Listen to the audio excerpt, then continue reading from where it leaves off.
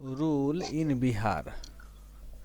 देखो यहीं से जब ये हम लोग आज डिस्कस कर लेते हैं बिहार में मुगल शासन के संदर्भ में, तो इसी के बाद से क्या होता है, अब हमारा आधुनिक इतिहास शुरू हो जाता है जहाँ से हम लोग ने डिस्कशन किया हुआ था। ठीक, देखो बिहार में जो मुगल शासन होता है ना नीता, उसका शुरुआत कब से माना जाता है? घाघरा के युद्ध से, है ना। हम लोग डिस्कस किया था घाघरा युद्ध। घाघरा युद्ध में क्या हुआ था? घाघरा युद्ध में 1500 कब हुआ था? 29 में, है ना। इसमें क्या हुआ था घाघरा युद्ध में कि घाघरा युद्ध में किसके किसके बीच में युद्ध हुआ था? बाबर और घाघरा के युद्ध में क्या होता है? घाघरा का युद्ध ऐसा होता है जहां पर कि अफगान हारता है ना। ठीक, अफगान हारता है और जीतता कौन है? हमारा बाबर।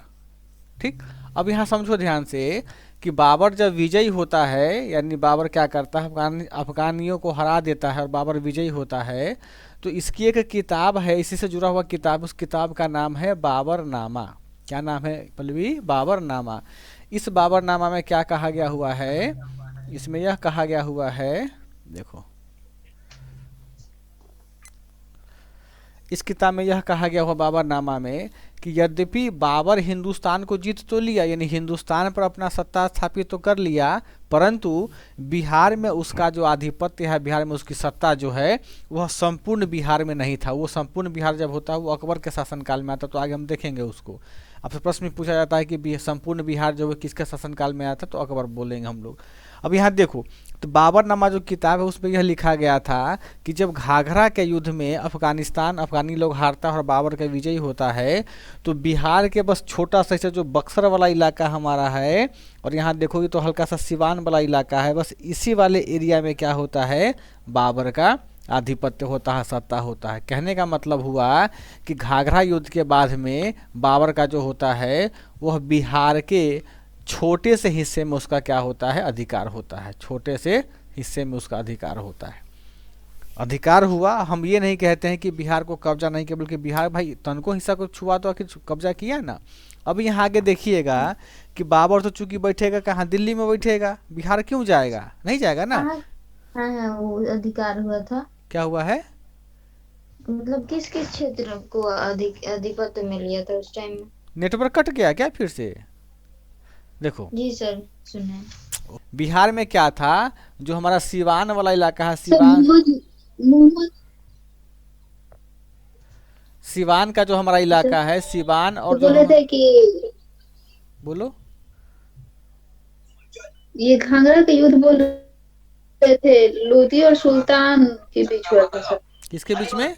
बाबर के साथ, बाबर जीता था उसमें। हाँ ठीक है, देखो पल्लवी पूछ रही है कि जो ये बाबर का सुनो, बाबर का आधिपत्य कहाँ हुआ था? तो देखो बाबर का आधिपत्य क्या हुआ था, ये सिवान से लेकर के और यहाँ जो हमारा बक्सर का जिला है बिहार का, वर्तमान बिहार का, और जो कैमूर का इलाका है, इस वाले हिस्सों में क्या था? हमारे बिहार में बाबर का आधिपत्य था, सत्ता था। इसकी चर्चा हमको मिलती है बाबरनामा से। तो आपसे पूछा जाता है कि किस किताब से या निम्नलिखित में से किस पुस्तक से यह पता चलता है कि बिहार पर बाबर का सत्ता स्थापित था या कब्जा किया गया अल्प हिस्सों में, कम हिस्सों में? तो क्या किताब का नाम था? बाबरनामा। अब यहाँ ध्यान दो, बाबर कहाँ बैठेगा? बाबर तो बैठेगा दिल्ली में। तो दिल्ली में बैठेगा तो भाई बिहार को कैसे छोड़ देगा, है ना। तो क्या करता है जी बाबर, अपने एक किसी विश्वासी व्यक्ति को, उस विश्वासी व्यक्ति का नाम नहीं पता है, किसी एक विश्वासी व्यक्ति को क्या करता है, इस जो छोटा हिस्सा जो जीतता है बिहार का, उसको वहाँ का क्या नियुक्त करता है? दीवान, या फिर यूं कह ले सूबेदार। ध्यान रखना, जी सर। अभी जो सूबेदार या दीवान बोलते थे ना उस समय में, इसका वर्तमान नाम क्या है? इसी का वर्तमान नाम है राज्यपाल। ठीक, ध्यान रखना। तो अब क्या करता है कि अब सूबेदार नियुक्त कर दिया, अब क्या किया? काम चलता रहा। तो बाबर के बाद क्या होता है? इसका एक बेटा होता है, उस बेटा का नाम होता है हुमायूं, है ना। हुमायूं। हुमायूं क्या बनता है? भारत का शहंशाह बनता है या बादशाह बनता है। आगे देखते हैं, जब हुमायूं क्या बनता है, बाबर के बाद हिंदुस्तान का शहंशाह बनता है, तो उसका ज़्यादा रुचि कहाँ होता है? दिल्ली में ही होता है। वो जहाँ नहीं जाता है, कहाँ पर? बिहार में नहीं जाता है। क्योंकि हुमायूं के बीच में ऑलरेडी पहले से क्या था नाम इनका, शेर ससुर के बीच में कुछ ना कुछ झगड़ा हुआ रहता है, तो इनको बिहार से विरक्ति हुई होती है हुमायूं की।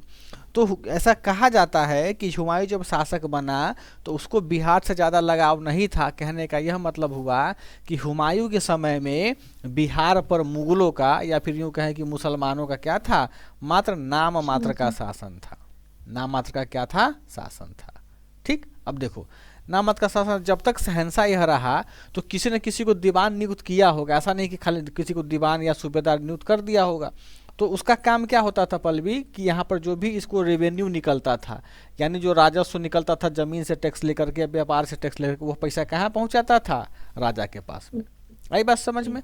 तो हुमायूं के बाद क्या होता है, अपना कुछ दिन शासन चलाते हैं बेचारे ये, तो हुमायूं के बाद क्या होता है, इनका कौन सा बेटा होता है, अकबर, है ना। अकबर।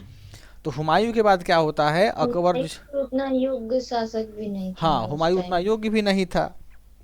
तो उसके बाद हमारे कौन होते हैं, ये अकबर साहब क्या बनते हैं, भारत का शहंशाह बनते हैं। तो अकबर में क्या होता है ना कि अकबर एक ऐसा व्यक्ति होता है जिनके भीतर साम्राज्य विस्तार का क्या होता है कि भावना छुपा होता है, कि वो चाहता है कि हम अपने हिंदुस्तान को जो मेरा सीमा है उसको हम और क्या करें, विस्तारित दिया सीमा को बढ़ाते चले जाएं। आई बात समझ में।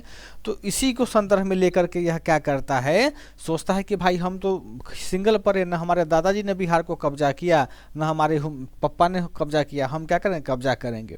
क्योंकि देख रही हो ना कि बिहार का ये जो पूरा का पूरा जो नरकटियागंज का इलाका हमारा है, पश्चिम चंपारण का पूर्वी चंपारण, देख रही हो ना कितना प्रकृति संपन्न है ना, पेड़ पौधा, शुद्ध पानी मिलेगा, शुद्ध हवा, जंगल, उसके बाद जंगली लकड़ी मिलता था, हाथी घोड़ा गधा सब मिलता था, यानी इससे यह महरूम रह गया।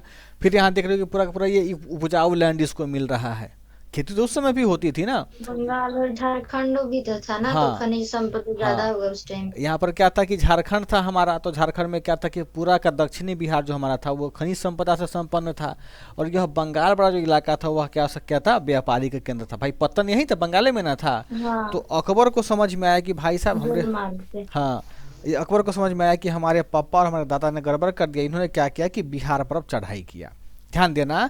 तो जब अकबर को पता चला, ये सब समझ गया कि हमको बिहार पर क्या करना है, कि हमको बिहार पर चढ़ाई करना है, तो अकबर क्या करता है, बिहार पर चढ़ाई करता है। और बिहार पर चढ़ाई क्या करता है, तो गंगा नदी को यह पार करता है। यह पहला हिंदुस्तान का शासक होता है जो बिहार के गंगा नदी को क्या करता है, पार करता है। यानी देखती हो ना, जैसे यहाँ पर गंगा नदी बहती है, ऐसे निकलेगा तुमको, और यहीं पर तुमको क्या मिलेगा, बक्सर जिला है। बक्सर में एक जगह का नाम है चौसा, नाम सुने होइएगा ना। देखो, तो गंगा नदी को क्या करता है, अकबर पार करता है, और चौसा, चौसा कहाँ है अभी, आधुनिक बक्सर में एक जगह भी जहाँ चौसा का युद्ध हुआ था। तो गंगा नदी पार करके चौसा जाता है, और चौसा से कहाँ जाता है, पटना के पास मनेर होता है।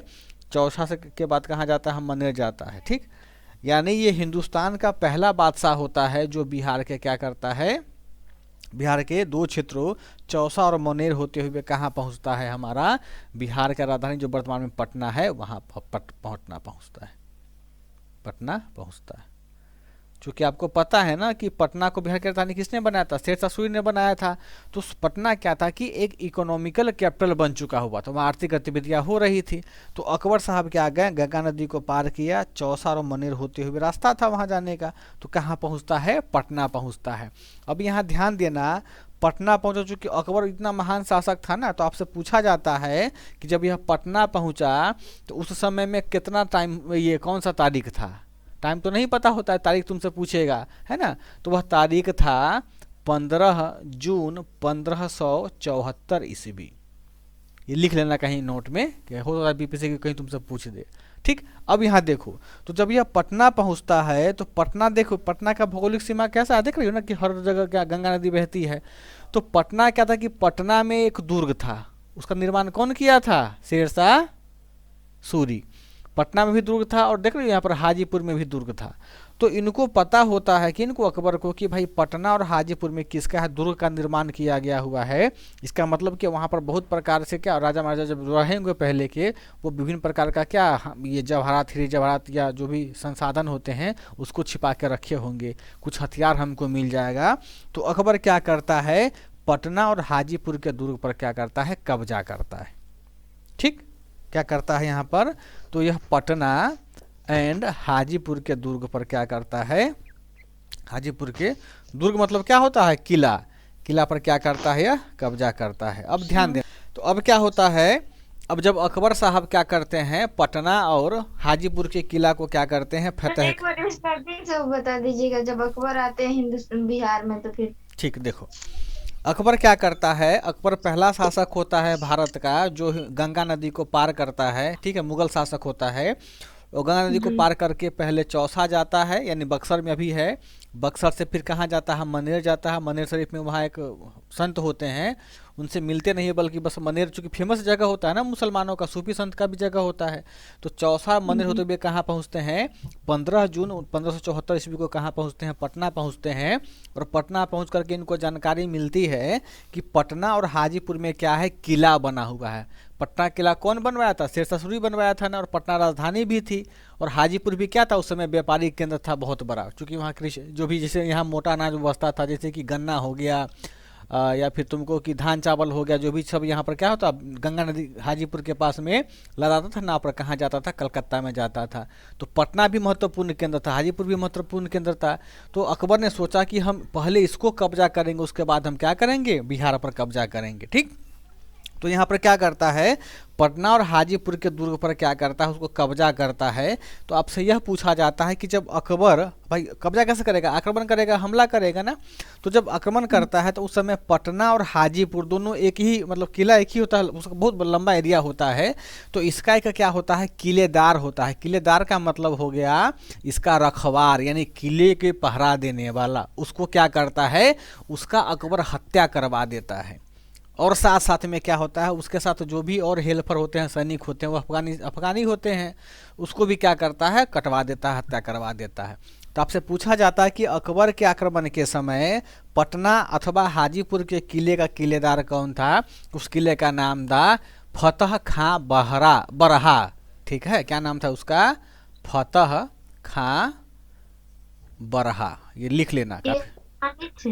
हाँ, ये कास्ट के अफगानी थे, अफगानी सरदार था। ठीक है, चलो आगे चलें। नहीं सर, आज तो शीतलहरी चल रही है। अब क्या होता है, अब यहाँ समझो, देखो कहानी है, बिल्कुल इतिहास क्या है, कहानी समझोगी बहुत आसान लगेगा। यहाँ पर क्या होता है पल्लवी, कि जब इस किला पर आक्रमण कर लेता है हाजीपुर में, तो उस समय क्या था कि जो गंगा नदी के उत्तर साइड का जो भी इलाका था ना, इस समूची इलाका को क्या बोला जाता था, मिथिला क्षेत्र बोला जाता था। ठीक, किताब में भी लिखा, काफ़ी विस्तृत था मिथिला रीजन।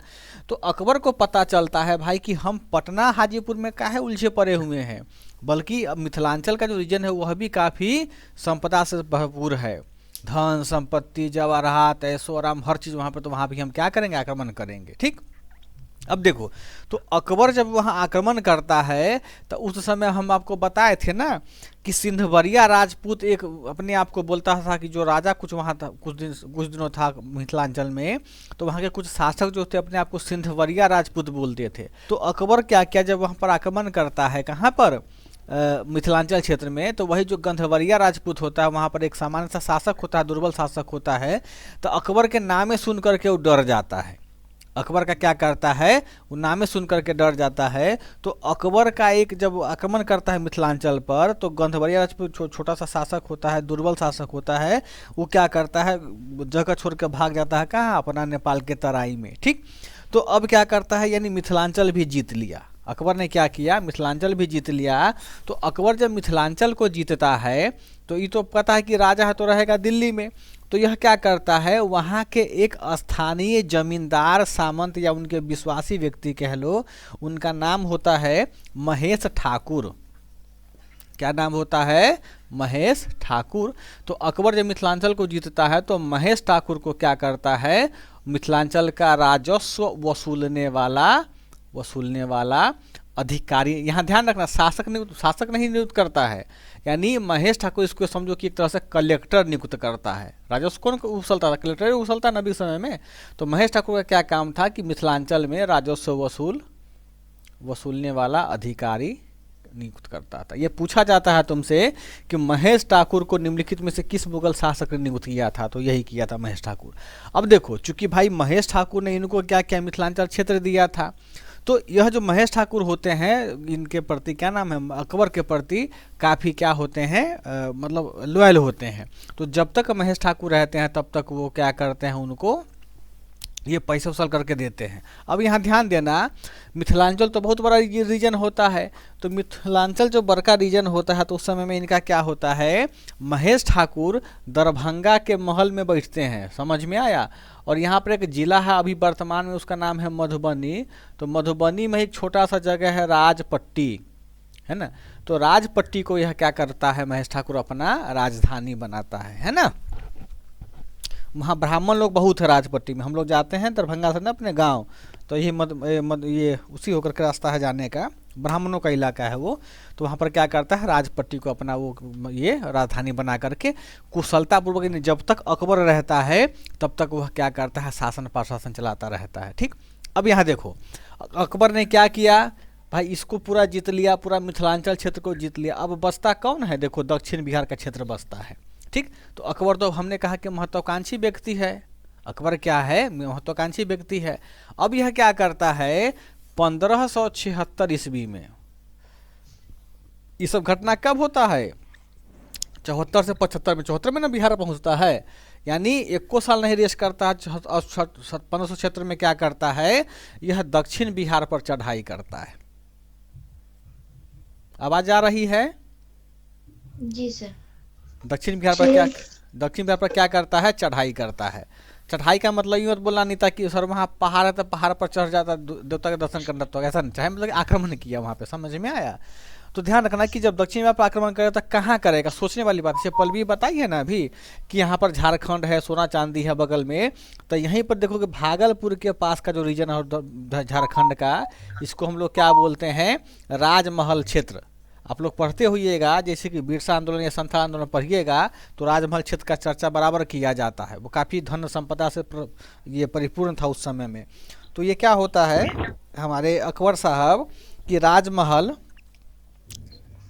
के पास चढ़ाई, मतलब राजमहल के पास पहुंचते हैं, और वहाँ पर क्या होता है कि जो भी ट्राइबल राजा यानी स्थानीय राजा होते हैं उनको क्या करते हैं, युद्ध में पराजित करते हैं। अब यहाँ झारखंड में सर अभी तो झारखंड हो गया था, उस समय तो बिहार ना था, हाँ उस वही समय तो बिहार था। तो अब यहाँ ध्यान देना कि जब अकबर साहब क्या करते हैं, राजमहल के पहाड़ी के पास पहुँचते हैं, तो वहाँ पर जो भी झारखंड का स्थानीय सामंत होता है, राजा होता है, और झारखंड राजमहल का देखो कुछ हिस्सा बंगालों में है, तो समझो कि यहाँ के जितने भी सामंत होते हैं सबको रौंद देता है, मतलब हरा देता है। यानी समूचे बिहार पर क्या करता है, वो अकबर साहब कब्जा कर लेता है। तो आपसे पूछा जाता है, इम्तियाज अहमद का जब वस्तुनिष्ठ पढ़िएगा आप, आपके पास अगर पतली वाली किताब तो लिखा गया मुगल साम्राज्य में कि निम्नलिखित में से किस मुगल शासन काल के समय संपूर्ण बिहार उसके अधीन मुगल साम्राज्य में आ गया, तो वो अकबर ही होता है। कहाँ गया अकबर, कहाँ लिखे हैं, हाँ। यानी अब जब उसको जीत लेता है, इसको बोलते हैं राजमहल का युद्ध, यही 1576 में हुआ था, ध्यान रखना, राजमहल का युद्ध। एक 11-12 में जब हम पढ़ते थे, एक मूवी आया था राजमहल, भूतहा मूवी था, है ना, तो वो भूतहा मूवी मत समझना, ये राजमहल का युद्ध होता है। तो यही अब देखो यहाँ 2 क्वेश्चन बना कि अकबर पहला शासक था मुगल वंश का जिसके शासनकाल में संपूर्ण बिहार मुगल शासन के अंतर्गत आया, पहला।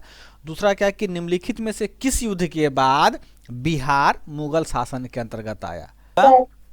इस्लाम शाह जब शासक था उस समय में, तो उस समय क्या किया था, उसने संपूर्ण बिहार को, खास करके जो दक्षिण बिहार का इलाका था, तो दाऊद खां करारानी को नहीं बनाया था सूबेदार। नहीं लगा ये कैसे तुमको लगा, लगना तो गलत बात है ना। तुमको बार बार कहते हैं क्लास में जब भी पढ़ाई करो ना बिहार का, तो रिवीजन कर लो पीछा वाला, नहीं तो फिर कन्फ्यूजन तुमको भी होगा और हमको भी कन्फ्यूजन होता चला जाएगा कि हमने क्या गलत पढ़ा दिया। कोई ऐसा, ये तो अकबर आया था ना नीता। अब इसी से के समय में भाई वहाँ राजमहल के पास में जाएगा, तो भाई राजा ना है, शासक है, तो सब आदिवासी से नहीं लड़ेगा, वहाँ जो लीडर होगा उस लीडर से नहीं लड़ेगा। खास करके जो वहाँ मेन सामंत होता है या मेन जो सूबेदार होगा उसको हराएगा, तो अपने आप क्या होता है, पूरा छोटा मोटा सामंत उसके अधीन हो चले आते हैं। तो देखोगी कि इस्लाम शाह जो हमारा था, है ना, इस्लाम शाह, उन्होंने क्या किया था, जब यह शासक था तब उसने क्या किया था, दाऊद खां करारानी, दाऊद खां करारानी को बताया था ना कि बिहार और बंगाल का क्या बनाया था, सूबेदार बनाया था ना। तो जब अकबर मिथिलांचल को जीता, बिहार का बक्सर, कैमूर और रोहतास के छोटे छोटे हिस्से को जीता, उसके बाद इसकी चढ़ाई कहाँ हुई, दक्षिण बिहार में जो धन संपदा से प्रचुर था। तो इस संपूर्ण दक्षिण बिहार और बंगाल के सीमा पर किसका आधिपत्य था, शासन था, दाऊद खां करारानी को। तो अकबर क्या किया, अकबर गया वहाँ चढ़ाई किया, तो इन्होंने क्या किया, दाऊद खां करारानी को शिकस्त दिया, वहाँ पर उसको क्या किया, हरा दिया। अब यहाँ ध्यान दो, एक चीज और समझने की बात है। ये तो छोटका मोटका आदमी था, तो इस छोटा मोटा आदमी को लड़ने के लिए अकबर खुद जाएगा। राजा कभी युद्ध लड़ा है नीता पलवी? वो तो हाथी पर बैठ के पूरा नज़ारा देखता है। अभी जैसे आर्मी का हमारा युद्ध होता है तो युद्ध कौन लड़ता है? सेना लोग लड़ता है, लेकिन जो उसके ऑफिसर होते हैं वो क्या होता है, वार रूम में बैठ करके देखते हैं कि कैसे कैसे हम प्लानिंग करेंगे। तो राजा तो नहीं लड़ेगा। तो आपसे यह पूछा जाता है कि राजमहल युद्ध में जो अकबर कहते हैं कि अकबर के शासनकाल में वो अकबर ने की हुआ था, सही बात है। तो राजमहल का जो युद्ध हुआ था उसमें अकबर ने किस व्यक्ति को भेजा था दाऊद खां करारानी को हराने के लिए, उसको जीतने के लिए? बताएं तो दिलीप। हुआ है अभी तो मान सर टोडरमल मुजफ्फर खां हुसैन खां। अच्छा, इसमें से कोई नहीं था। देखिए, जब यह अकबर क्या करता है, राजमहल का युद्ध करने के लिए सोचता है, तो इसका एक बहुत बढ़िया सेनापति होता है, उसका नाम सुने होइएगा आप दिलीप, उसका नाम होता है मुनीम खां। ध्यान रखिएगा, है ना, लिख लेना कहीं पर। सर उसको तो गवर्नर बनाता है। किसको? मुनीम खां को, बिहार का। तो बिहार को गवर्नर बनाता है, तो इसको हराता है ना। तो इसको हराने की खुशी में जब अकबर लौटता है तो बोलता है भाई तुम अब गवर्नर बन जाओ। तो गवर्नर क्या युद्ध नहीं करे? लड़ाई यही लड़ा है सर। मुनीम इम्तियाज अहमद में नहीं लिखा हुआ है। नहीं लिखा था? आप बोल रहे हैं कि इम्तियाज, अभी ना बोले कि इम्तियाज में पढ़े हैं, वो वहां नहीं मिलेगा। नहीं सर, ये नहीं बोले हैं हम, ये नहीं बोले तब पढ़े सर। यहाँ साइलेंट है, जब आप बोले तो मैं साइलेंट था। नहीं, अपने इम्तियाज अहमद का नाम लिया है ना सारे बच्चे? बताओ, लिया है दिलीप जी? आप ऐसे मिथ्या ना क्या, देखो ध्यान रखना। नहीं तब दूसरे सेंस में सर इम्तियाज अहमद को बोल रहे हैं। चलिए ठीक है, ध्यान रखना, काफी महत्वपूर्ण है। इनका जिक्र नहीं है इम्तियाज अहमद में सर। नहीं है, इम्तियाज अहमद बहुत चीज छोड़े हैं। देखो, इतिहास के बहुत अच्छे जानकार हैं नो डाउट, लेकिन भाई उतना किताब में कौन लिखता है? हम थोड़ा ज्यादा अन्वेषण करके बता दे रहे हैं आपको, इसलिए थोड़ा सा लगता है कि नहीं मिला हुआ। देखो, तो अकबर के, देखो यहाँ ध्यान रखना, बहुत महत्वपूर्ण नाम है मुनीम खां। मुनीम खां अकबर का सबसे विश्वासी योद्धा होता है, सेनापति नहीं होता है। उसका एक सैनिक होता है जो नहीं, सैनिक से ऊपर सुपीरियर सैनिक होता है, बहुत युद्ध में माहिर होता है। और खास करके मुनीम खां को जंगल झाड़ पर्वत पहाड़ पर युद्ध लड़ने का उसको अनुभव होता है मुनीम खां साहब को। तो अकबर को लगता है, अकबर बोलता है मुनीम खां देखो तो राजमहल में खाली जंगल झाड़ पहाड़ है, वहाँ पर तो तुम ही जी लड़ाई कर सकते हो, तो तुम जाओ। तो बोलता ठीक है हजूर हम जाएंगे। तो क्या होता है, मुनीम खां जाते हैं और मुनीम खां और दाऊद खां करारानी के बीच में सीधा युद्ध होता है, जिसमें दाऊद खां करारानी को क्या होता है, मुनीम खां हमारे हरा देते हैं। और हराने के बाद में क्या होता है, समूचे बिहार पर अकबर का शासन होता है, यानी समूचे बिहार पर राजमहल के युद्ध होने के बाद में मुगल वंश का शासन स्थापित होता है। और खुश होकर के मुनीम खां को क्या किया जाता है, कुछ समय के लिए बिहार का राज्यपाल, जो हम लोग बोले राज्यपाल का मतलब क्या होता है, सूबेदार कह लो या फिर प्रशासक कह लो, यह नियुक्त कर दिया। यह संपूर्ण बस थोड़ा समय के लिए, ताकि भाई इनको इनाम दे दिया एक तरह से। आई बात समझ में? आगे चले। अब देखो, अब अकबर का क्या है कि जब प्रशासनिक व्यवस्था पर होगी तो उसी में यह कहा गया था कि अकबर के शासनकाल के समय में पूरा जो हिंदुस्तान था वह कितने सूबों में बटा हुआ था? 12। अच्छा, ये कहाँ से पढ़े आप, ये बताइए। ये तो सर नॉर्मल हिस्ट्री में। गलत पढ़ लिए हैं। अकबर के शासनकाल के समय में जो भारत में सूबों की संख्या था वह था 18। याद आया है ना? तब सर हमको गलत याद आया होगा, ठीक है। अब आगे बढ़ते हैं कि अकबर के समय में जो हमारे पास क्या था कि 18 सूबा था पूरे हिंदुस्तान में। उसी में से क्या किया, फिर बिहार को क्या बना दिया गया, बिहार को एक सूबा बना दिया, यानी 17 अन्य सूबा रहा है और एक हमारा कौन सा हो गया, बिहार हो गया, 18 सूबा। और आपसे पूछा जाता है कि जब बिहार एक सूबा बना अकबर के शासनकाल के समय में, तो सूबा के नीचे क्या होता है, प्रमंडल होता है या फिर सरकार होता है। तो उस समय में बिहार में कितने प्रमंडल थे या सरकार था, तो उसकी संख्या था 7। लिख लेना कहीं पर, ये काफ़ी महत्वपूर्ण है ना। आगे चले। अब एक चीज़ को और समझो कि यह जो घटना होती है लगभग 1580 के आसपास का मेंशन किताब में किया गया हुआ है कि 1580 में बिहार को अकबर क्या करता है, एक सूबा बनाता है। उस समय बिहार में 7 प्रमंडल होते, इसमें तिरहुत होता है, मुंगेर होता है ना। अब देखो, अब 1580 में जब इसको क्या बनाता, सूबा बना दिया जाता है, तो अकबर क्या करेगा, अकबर क्या करेगा, इस पूरे बिहार के लिए किसी एक अच्छे प्रशासक को नियुक्त करेगा, अच्छे व्यक्ति को, अच्छे राज्यपाल को नियुक्त करेगा, है ना। अब देखो, तो ये क्या करता है, 1580 ईस्वी में क्या करता है, बिहार के लिए एक क्या करता है, एक प्रशासक नियुक्त करता है, एक प्रशासक नियुक्त करता है। उस प्रशासक का क्या नाम होता है, बताया तो दिलीप? मान सिंह। आपको मान सिंह से इतना मोहब्बत क्यों है, ये बताएं। क्योंकि सर रोहतास को राजधानी बनाया था। हाँ, वो तो बनाया था, तो यही मोहब्बत का यही कारण है कि आप रोहतास के राजधानी बना दिया तब। नहीं सर, ज्यादा 1857 के युद्ध में नेतृत्व किया था ना, इसलिए। सर ज्यादा जानकारी इसमें है नहीं, थोड़ा मोड़ा जानकारी है, यही सब नाम पता है, जो पूछ रहे बता दे रहे। ना ठीक है, देखिए मान सिंह है ना, मान सिंह मुगल वंश का बिहार में सबसे प्रसिद्ध सेना नायक था, प्रांतपति था, राज्यपाल था। बीपीएससी बहुत बार क्वेश्चन को मतलब इराइज किया है और इम्तियाज बाबाजी के किताब में भी दिया गया हुआ है। लेकिन मान सिंह से बनने से पहले जब पूरा का पूरा बिहार को जीतता है ना अकबर, तो अकबर पूरा जब बिहार को जीतता है तो सबसे पहले वह खाने आजम मिर्जा अजीज कोका, है ना, कितना अच्छा नाम है, उसको क्या बनाता है, राज्यपाल बनाता है।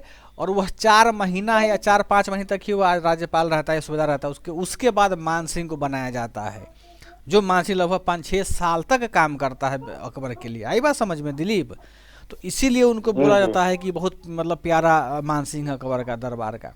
समझ में आया सारे बच्चों को? ध्यान देना। हाँ बताओ। नाम ही भूल गए सर, आप क्या नाम अरे हम बताएं? फिर लिखवा देते हैं ना, तो दिलीप जी को बता रहे थे थोड़ा कि देखो अकबर क्या करता है, जब पहला बार बिहार को अपने यहाँ मिलाता है, प्रशासन में मिलाता है, तो उसने खाने आजम मिर्जा अजीज को का लिख लेते हैं। अकबर क्या करता है, ध्यान रखना, पूछा जा सकता है प्रश्न में तुमसे कि बिहार को अकबर द्वारा विजित होने के बाद में सबसे पहले किसे वहाँ का राज्यपाल, प्रशासक या सूबेदार नियुक्त किया जाता है? ऑप्शन रहेगा मान सिंह, खाने आजम मिर्जा जी कोका। ये इसमें से खाली खाने अजीज दे दे या मिर्जा अजीज दे दे या कोका दे दे, तो ये पूरा नामे याद रखो, कुछ देगा तो मारना। बच्चा क्या करेगा, हड़बड़ी में बोलेगा मान सिंह मार देगा, अधिकांश बच्चा मान सिंह ही मार देगा। क्योंकि दिलीप जी इतने पुराने विद्यार्थी है, वो तो जब मान सिंह बोल रहे तो नए बच्चे से तो हवा नहीं लगेगी साथ में उनका। तो यह जो क्या होता है अकबर द्वारा, क्या होगा, क्या कह रहे हैं दिलीप? सर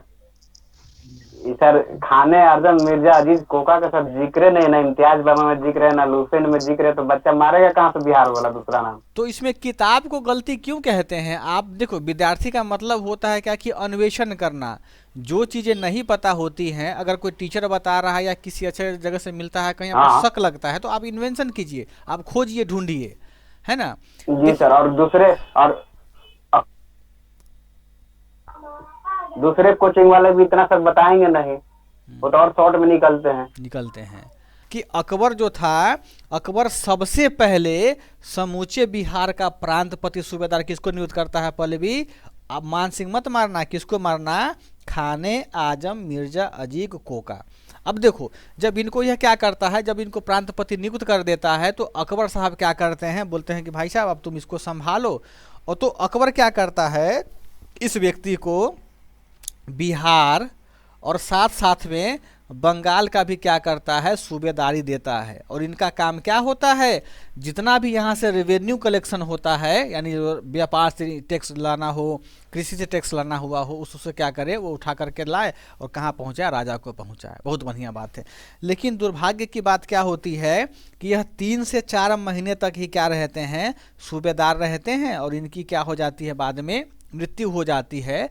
तो इनकी मृत्यु होने के बाद में क्या होता है, 1583 ईस्वी में, ध्यान रखना, इनकी मृत्यु होने के तुरंत बाद में क्या होता है, 1583 ईस्वी में हमारे एक और व्यक्ति होते हैं, उनको क्या बनाया जाता है, बिहार की सूबेदारी दे दी जाती है। सुनो फिर से, अकबर सबसे पहले क्या बनाता है, खाने आजम मिर्जा अजीज कोका को क्या बनाता है, सूबेदार बनाता है। अब यहाँ और समझो, इनकी 3-4 महीने बाद क्या होता है, मृत्यु हो जाता है। तो 1583, अब सोचोगी बोलोगी कि सर यहाँ पर 1580 है, फिर 1583 आप 3 साल लिख रहे हैं, बहुत लंबा वक्त होता है ना।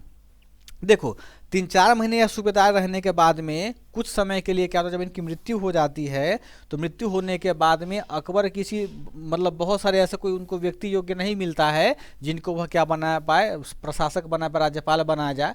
तो बहुत अंतराल पर क्या करता है वो, किसी को 2 महीने, किसी को 3 महीने, जो भी राज्यपाल रहा, जो भी व्यक्ति रहा, सबको नियुक्त कर देता है।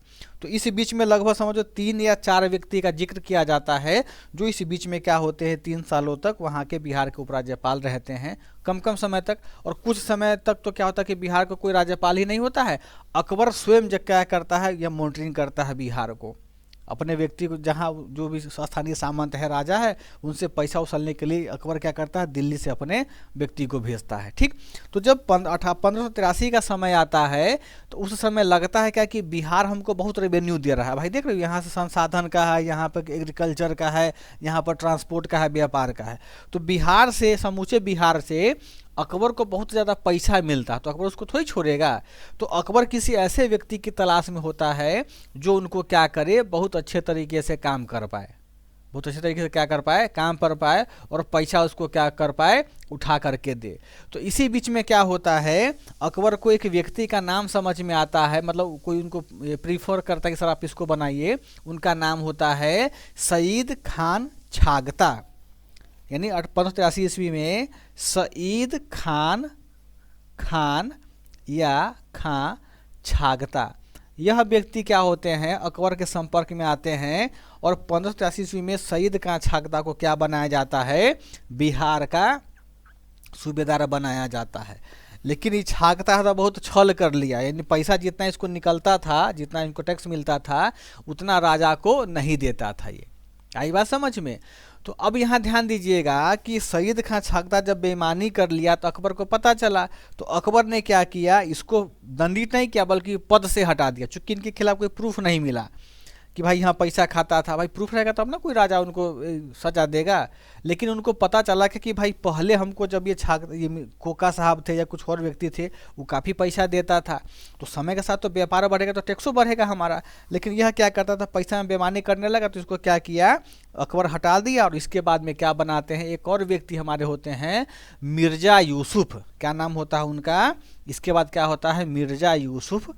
उस मिर्ज़ा यूसुफ को क्या बनाते हैं, बिहार का सूबेदार बनाते हैं। तो मिर्ज़ा यूसुफ क्या होते हैं, काफ़ी लॉयल होते हैं और ये क्या करते हैं, यह अकबर को समय समय पर क्या देते हैं, टैक्स का कलेक्शन देते रहते हैं। तो समय इनका क्या होता है, अच्छे तरीके से चलता रहता है। आई बात समझ में, आगे बढ़ें।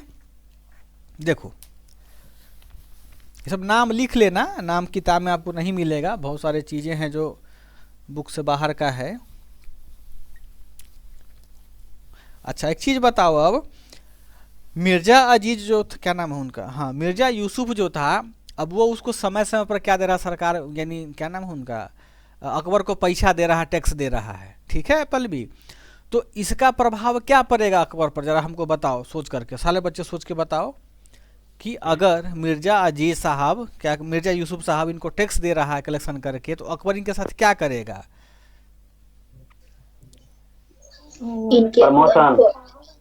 प्रमोशन देगा। ठीक, ये बहुत अच्छा बात आपने कहा है। और कोई आदमी बताओ, उनको प्रमोशन देगा या फिर और सारा जो होगा सुनने वाला वो भी उनको दे देगा, और प्रांत को मतलब उनके अधीन प्रांत भी दे देगा ना, या फिर कहीं का। ठीक, दिलीप जो बोले हैं ना कि मिर्ज़ा यूसुफ को क्या किया जाता है, यानी यूसुफ साहब को प्रमोशन दिया जाता है। अंग्रेजी हिंदी में क्या बोलते हैं इसको, पदोन्नति ना। हाँ, इनको क्या दिया जाता है, पदोन्नति दिया जाता है। और इनको क्या किया जाता है, बंगाल को बोलते हैं भाई तुम अब बिहार को छोड़ो, अब तुम कहाँ चले जाओ, बंगाल। यानी अब क्या करता है मोहम्मद, क्या नाम है लिखे हैं, मिर्ज़ा यूसुफ जो हैं, आवाज़ नहीं जा रहा है पल्लवी, अब मिर्ज़ा यूसुफ, हाँ इधर लाइट प्रॉब्लम हो गया ना घर पे, वही। अच्छा अच्छा, तो मिर्ज़ा यूसुफ जो होते हैं उनको अकबर बोलता है कि भाई साहब तुमने बहुत सेवा किया है, अब तुम जाओ, यानी तुम तो पैसा हमको बहुत अच्छे से कलेक्शन करके दिया है।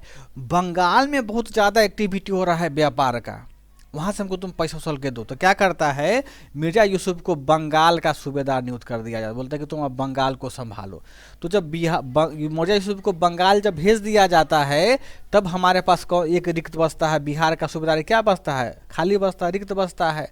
तब इसी समय इस बिहार का जो सूबेदार का पद होता है, जो रिक्त होता है, तो इसी सूबेदार को पद किससे भरा जाता है, श्री श्री 108 मानसिंह के द्वारा। समझे दिलीप? देखिए मानसिंह कितना बाद में आया, लगभग 5-6 सूबेदार नियुक्त होने के बाद मानसिंह आता है ना। तो मानसिंह जब नियुक्त किया जाता है बिहार का, यहाँ ध्यान रखना, मानसिंह को केवल और केवल बिहार का ही सूबेदार नियुक्त किया जाता है, बंगाल का नहीं। बंगाल के लिए कौन होता है, हमारा मिर्जा यूसुफ साहब होते हैं। अब यहाँ चीज को समझो, जब हमारा क्या नाम है, मान सिंह जब नियुक्त होते हैं, कौन, हमारे बिहार का सूबेदार नियुक्त किया जाता है, तो यह अकबर के द्वारा नियुक्त सूबेदारी में सबसे लंबा समय तक सूबेदार रहता है ना। यानी 1587 से लेकर के 1594 ईस्वी तक, यह काफ़ी महत्वपूर्ण पद है कि अकबर के द्वारा मान सिंह को बिहार का सूबेदार कब नियुक्त किया गया, 1587। मान सिंह अपने पद से कब हटा, 1594। और मान सिंह का सूबेदारी का कार्यकाल कहाँ से कितने ईस्वी तक होता है, 87 से लेकर के 1594 ईस्वी तक। तो मान सिंह जब क्या बनता है, बिहार का सूबेदार बनता है, या उपराज्यपाल बनता है, या राज्यपाल, जो भी नाम कह लो, वह बनता है। तो यह भाई साहब को रोहतास से बड़ा प्रेम होता है, क्योंकि ये प्रकृति प्रेमी होते हैं, है ना। तो रोहतास को क्या बनाते हैं, यह अपना राजधानी बनाते हैं। यह भी पूछा जाता है कि किस सूबेदार ने रोहतास को अपना राजधानी बनाया, या मान सिंह ने किस क्षेत्र को राजधानी बना करके अपना प्रशासन चलाया, शासन चलाया। अब देखो 87 से लेकर 94 के बीच में जितना समय तक यह मान सिंह क्या रहे हैं, बिहार के सूबेदार रहे हैं, अकबर एको बार मुंह खोल के नहीं आया कि देखने की भाई कैसा शासन चला रहा है। बल्कि इस समय में मान सिंह इतना लॉयल हो जाता है कि अकबर को बिल्कुल समय से पैसा हर महीने, हर जो भी उसका टैक्स का उस समय टेन्योर रहता हो, बहुत पैसा उनको देता है। पैसा दिया, जितना भी खनिज संसाधन सब उनको पहुंचाता था, लकड़ी पहुंचाता था, बड़ा बढ़िया से काम करता था मान सिंह बेचारा। आई बात समझ में? तो इनका काफी वह प्रेमी, वो क्या नाम था, प्रेमी व्यक्ति था। रिलेटिव थे ना इनके। हाँ, किन के? अकबर के, उनकी वाइफ, मतलब साला थे। वाइफ के साला थे? नहीं अकबर के थे। हाँ, तो अब देखो कि मान सिंह क्या होते हैं, मान सिंह जो भी यहाँ भोजपुरी क्षेत्र का किस होता है, क्या नाम है उनका, उपद्रवी होता है। तो मान सिंह के विषय में यह कहा जाता है कि मान सिंह अपने भोजपुर क्षेत्र के, यानी आरा भोजपुर का जो क्षेत्र है, वहाँ के जो असंतुष्ट जमींदार है, उनके साथ यह सीधा युद्ध लड़े और सारे को क्या किया, युद्ध में पराजित किया। यानी मान सिंह ही ऐसा व्यक्ति था जिसने बिहार में या संपूर्ण बिहार में अकबर की सत्ता को संभाले रखा, अकबर के राजस्व को संभाले रखा, अकबर का जो व्यक्तित्व है उसकी गरिमा को संभाले रखा। बड़ा मतलब बढ़िया व्यक्ति था ये मान सिंह। ठीक, अब अच्छा सा काम चल रहा है लोगों का, कोई दिक्कत नहीं है। अब यहाँ ध्यान दीजिएगा, जब अकबर का तो हो गया, अकबर भी तो मरेगा ना। तो जब अकबर अपना जब उनका अंतिम समय था अकबर का, अब देखो, अब जब अकबर का अंतिम समय चल रहा था, मतलब ये कि अकबर बूढ़ा हो गया था, तो इनका बेटा क्या किया, सत्ता को हासिल करने के लिए विद्रोह कर दिया। ठीक, अकबर जब वृद्ध हुआ तो इनका बेटा क्या हुआ, सत्ता को हासिल करने के लिए विद्रोह कर दिया। उस बेटा का क्या नाम था, उस बेटा का नाम था शहजादा सलीम, जिसको कि हम लोग इतिहास में किसके नाम से जानते हैं, जहांगीर के नाम से। अभी बोले कि पप्पा तू तो बुढ़ा गई, अब जा तू बैठो खटिया पर, हम क्या करें, हम राज करें। तो इन्होंने क्या किया, शहजादा सलीम साहब ने विद्रोह कर दिया, किसके, अकबर के खिलाफ, है ना, या अकबर के कुछ और बेटे थे कह लो उनके खिलाफ। क्योंकि अकबर ने क्या किया था कि बहुत सारे सूबेदार थे, कुछ को अपना बेटा को सूबेदार बनाया, कुछ को अपने विश्वस्त लोगों को सूबेदार बनाया, लेकिन यह काफ़ी महत्वाकांक्षी था जहांगीर। तो इन्होंने क्या किया, विद्रोह कर दिया, सिर्फ इसलिए के लिए कि हिंदुस्तान की गद्दी पर क्या बैठेंगे, हम सत्ता संभाल लेंगे। आई बात समझ में? अब यहाँ ध्यान दीजिएगा, जब यह विद्रोह करता है उस समय का जो समय काल होता है 1599 से 1600 ईस्वी के बीच का होता है। तो जब यह विद्रोह करता है सलीम, तो इस समय में क्या होता है, जब इस समय यह विद्रोह करता है तो इस समय यह शहजादा सलीम बिहार में ही होता है। और बिहार में जो अकबर इस किला को नहीं जीतता है पटना हाजीपुर का, तो इसी किला में बहुत बड़ा बढ़िया महल बना हुआ, तो उसी महल में कौन होता है, शहजादा रहता है। तो 1599 और 1600 ईस्वी के आसपास में ही क्या करता है, पटना के, उसको बोलो पटना कह लो, पटना से ही यह क्या करता है, विद्रोह शुरू करता है। उस समय तो राजकुमार होता है ना भाई, मतलब नवयुवक होता है, इनको सत्ता का भूख लगी होती है कि हमको क्या सत्ता चाहिए, सत्ता चाहिए। अब यहाँ ध्यान से दीजिएगा कि तो जब यह विद्रोह करता है तो अकबर बोलता है बेटा तुम काहे परेशान हो गया है, तुमको सत्ता चाहिए, तुम आओ दिल्ली। तो सलीम को लगता है कि पापा हमको बुला रहे हैं कि हमको राजा बना देंगे, तो क्या करता है, यह 1601 ईस्वी में पटना से हाथी पर घोड़ा पर बैठ करके कहाँ ला जाता है, दिल्ली आता है। 1601 ईस्वी में कहाँ पहुँचता है, मतलब दिल्ली की ओर यात्रा करता है अपने पिताजी के दिल्ली में मिलने के लिए, शासन से मिलने के लिए। अब यहाँ देखो, जब यह दिल्ली वापस आता है, इसको दिल्ली कौन बुलाता है, तो अकबर। अकबर तो जिंदे होता है ना, मरता तो नहीं है अभी। अकबर इनको दिल्ली वापस बुलाता है। तो 1601 ईस्वी में क्या होते हैं, अकबर ये क्या नाम है, जहांगीर साहब वापस इनके पास आते हैं दिल्ली में। तो अब जब दिल्ली वापस आता है तो पूरा का पूरा बिहार क्या हो गया, खाली हो गया ना। तो कोई भी राजा या कोई भी प्रशासक अगर अपने क्षेत्र से बाहर जाता है तो किसी को डिप्यूट करके जाता है। जैसे कल को अगर आप लोग कुछ अधिकारी बनिएगा बिहार में, जैसे मान लो SDM बन गए, तो जिला छोड़ने से साउंड नहीं जा रहा आप लोगों को, नीता आवाज आ रही है, आवाज आ रही है हमारी जी सर। तो अब क्या होता है कि जब अकबर किनको, शहजादा सलीम को वापस, पलवी नहीं जा रहा है आवाज हमारा,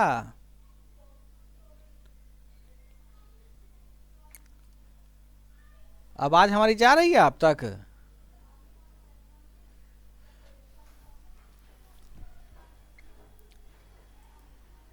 हाँ सर आवाज आ रही है सर। आ रही है नहीं जी। पलवी का कुछ नेटवर्क का इशू, पढ़ नहीं पा रही है बच्ची। देखो, तो जब यह वापस बुलाया जाता है कौन, शहजादा सलीम, तो पूरा का पूरा बिहार का इलाका खाली हो जाता है।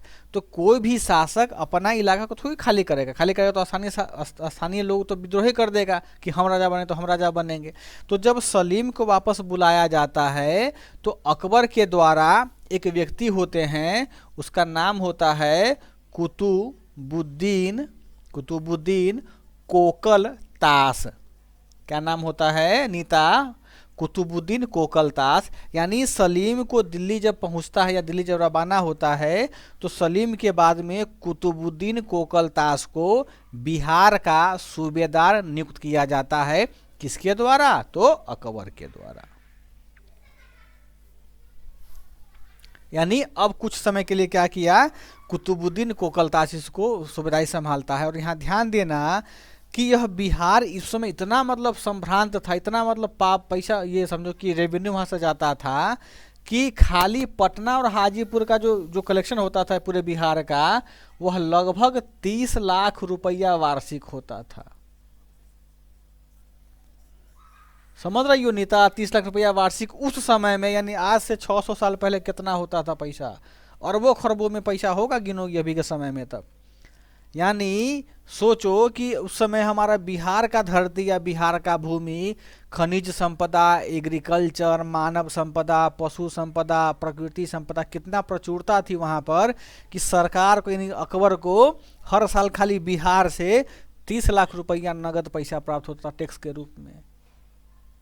तो बिहार भी हमारा सोना चिड़िया से कम थोड़ी ये था, आई बात समझ में। इसीलिए अकबर उसको नहीं छोड़ता था कि भाई नहीं, सलीम को हम बुला रहे हैं और कोई अगर उसको कोई दूसरा हम नहीं नियुक्त करेंगे तो स्थानीय सरदार सब विद्रोह करेगा, अपना छोटे छोटे टुकड़े करके वहाँ राज करेगा, फिर हमको इकट्ठा करने में उसको समय लगेगा। इसीलिए कोई भी राजा जब वापस जाता था तो नया सूबेदार को क्या करता था, नियुक्त कर देता था। आगे समझ में, आगे चले। अब यहाँ देखो, एक महत्वपूर्ण चीज़ यह पूछा जाता है कि जब अकबर हिंदुस्तान का बादशाह था, अकबर जब हिंदुस्तान का बादशाह था, उस समय में एक ईरान का यात्री था जिन्होंने बिहार की यात्रा, ईरान का यात्री था जो बिहार आया था। बताएं तो दिलीप, क्या नाम था इसका? सर हाँ बताओ। वो क्या फिर बताए हैं, और जहांगीर जब 1601 में दिल्ली जाता है तो फिर उसके बाद से दिल्ली जाएगा तो आराम करेगा, खाना पीना खाएगा वहां पे है।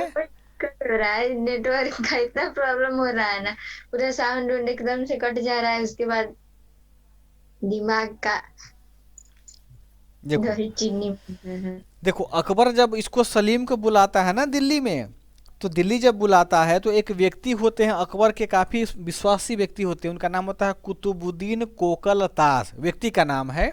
तो इसी कुतुबुद्दीन कोकलतास को क्या करता है अकबर, पूरे बिहार का सूबेदारी देता है कि भाई तुम पूरे बिहार का टैक्स वसूल करके हमको दो। और बिहार इतना महत्वपूर्ण होता है उस समय में कि प्रत्येक साल 30 लाख रुपया नगद किसको देता था, अकबर को देता था। हाँ 30 लाख कम हो, अभी जोड़ोगे तो बहुत पैसा हो जाता है, महल बन जाएगा भाई अभी के समय में, नहीं है ना। चलो, तो अब हम बोल रहे हैं, एक और प्रश्न किया जा रहा है कि जब अकबर हिंदुस्तान का बादशाह था, शहंशाह था, तो ईरान का एक व्यक्ति था, एक टूरिस्ट था, यात्री था, जो बिहार आया था। उस व्यक्ति का अगर कोई नाम जान रहे हैं तो हमको बताएं। बताएं तो दिलीप, क्या नाम था उनका?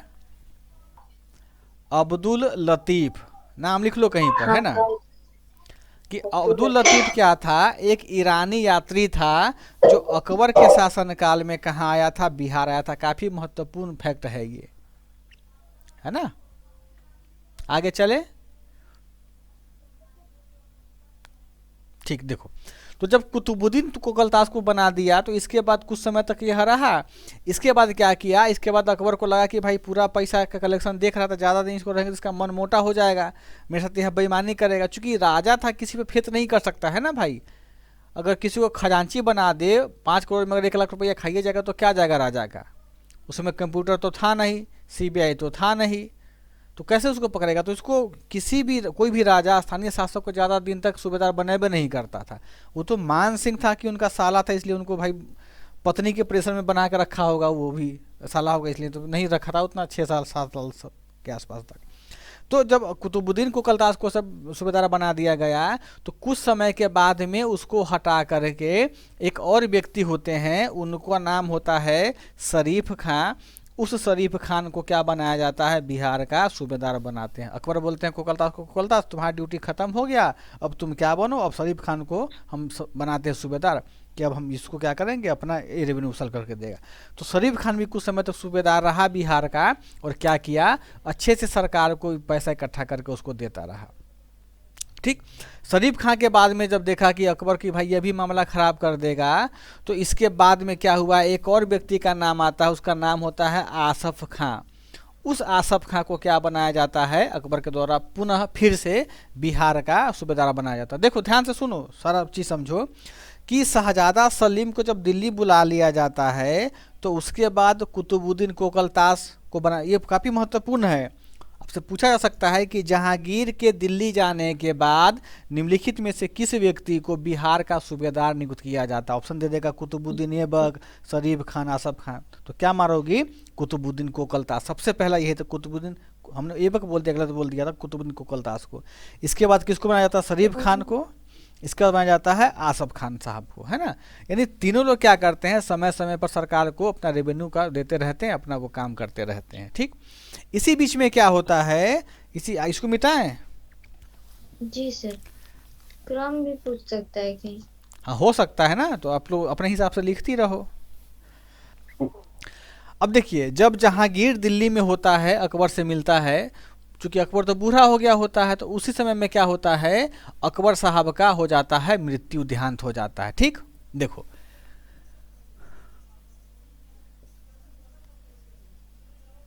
अकबर की मृत्यु। अब ये बताओ तो, अच्छा नीता बताएगी, नीता तो प्रदीप सर से पढ़ी है ना हिस्ट्री। बताओ तो कि अकबर की मृत्यु कब हुआ था, काफी पीटी में पूछा जाता है, ये डेट बताओ।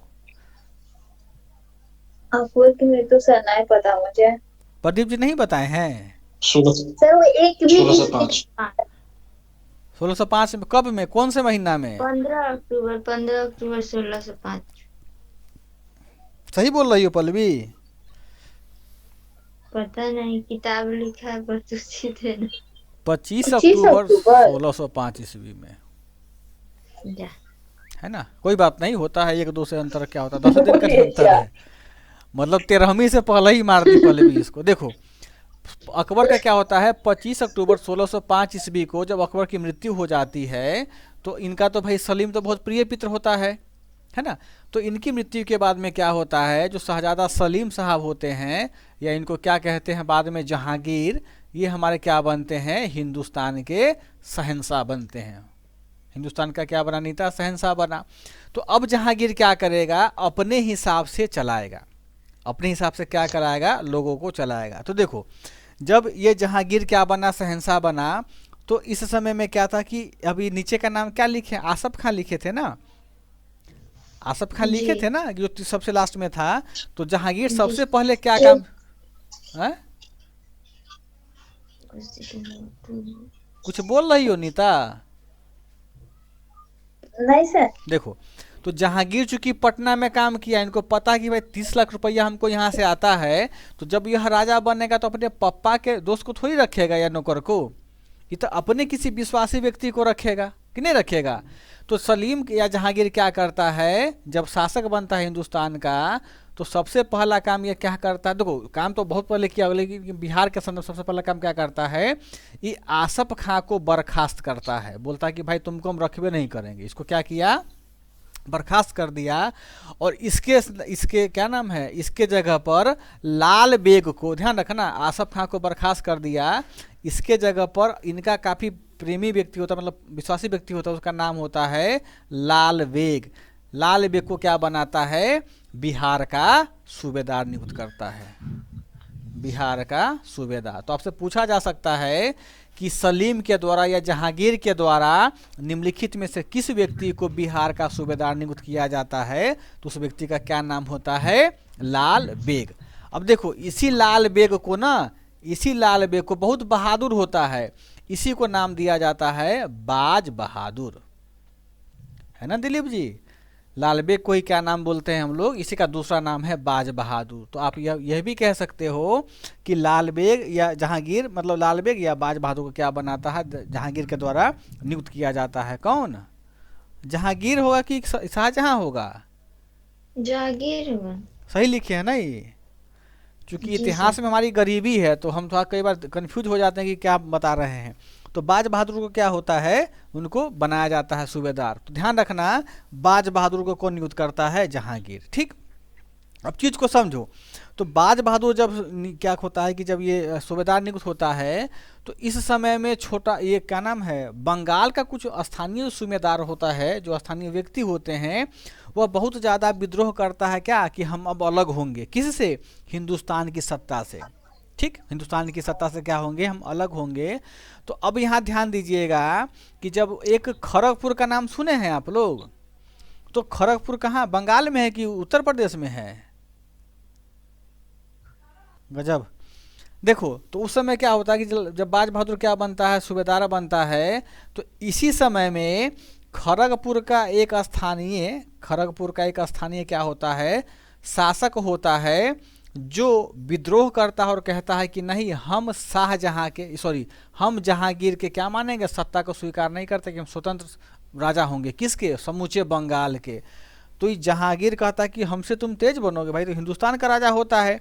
तो जहांगीर कहता है लाल बेग को, लाल बेग तुम जाओ जरा उसको ठीक करो, इनको खड़गपुर के शासक को। ठीक, तो लाल बेग क्या करता है, मुगल सेना को लेकर के इस स्थानीय शासक के पर चढ़ाई करता है, इसका नाम होता है श्री संग्राम सिंह। तो संग्राम सिंह पर आपसे पूछा जाता है कि संग्राम सिंह के साथ किसका युद्ध लड़ा गया था, काफ़ी महत्वपूर्ण है, खड़गपुर का स्थानीय शासक था। तो बाज बहादुर या लाल बेग उसको क्या करता है, तो क्या करता है कि ये संग्राम सिंह, क्या नाम है, लाल बेग कहाँ जाता है, खड़गपुर जाता है, और संग्राम सिंह से साथ युद्ध करता है, और संग्राम सिंह को क्या करता है, नीता, युद्ध में हराता है, पराजित करता है। तो जहांगीर इसको खुश होकर के, किससे, लाल बेग से, या इसी का नाम क्या होता है, बाज बहादुर, इसको क्या करता है, एक उपाधि देता है। क्या देता है, खुश होकर के एक उपाधि देता है। उस उपाधि का क्या नाम होता है, जहांगीर कुली खां।